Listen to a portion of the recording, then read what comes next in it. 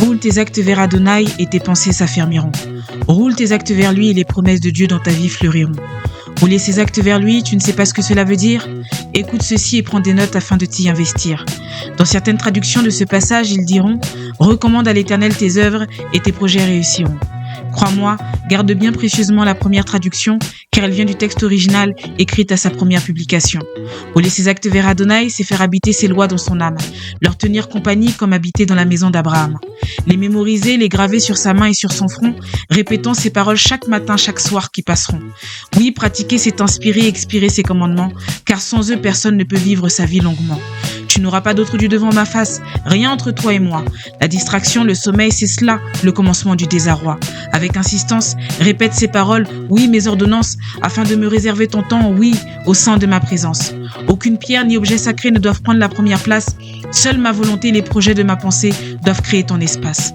Passé de la mort à la vie, j'ai fait de toi mon trésor. Oh oui, j'ai mis en toi un souffle, puissions-nous être en accord.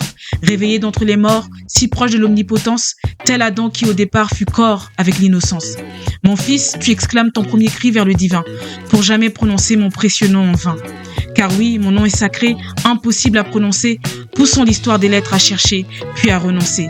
Souviens-toi du 7e jour, je me suis reposé, oh oui, pour contempler le fruit de ma pensée.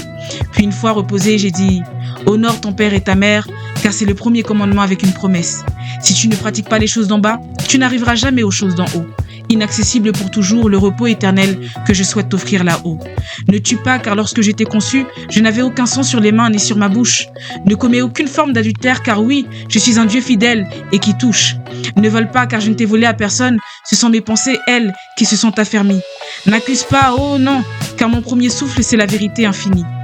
Ne convoite pas, car tu n'as rien à envier puisque je t'ai tout donné, pour que jamais tu ne te sentes un jour condamné et abandonné. Roule, roule tes actes vers moi, car je te le promets, tes pensées s'affermiront.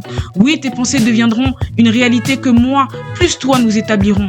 Ma réalité, ta réalité. Et ce que je veux, c'est que tu me prouves que tu m'aimes. Depuis le jour où je fus à Bethléem, touchant même un pharisien du nom de Nicodème. Roule-toi vers ton prochain pour lui tenir la main et lui partager ton amour, pour qu'au travers de ses yeux, enfin, je t'approuve.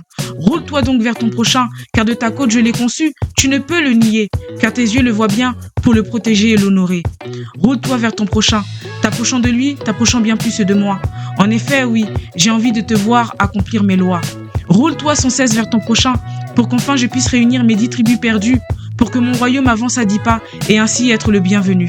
C'est cela, oui, rouler ces actes vers moi, les actes pour lesquels parfois tu manques de discipline, mes commandements que je t'ai résumés pour te faciliter en seulement 10 lignes.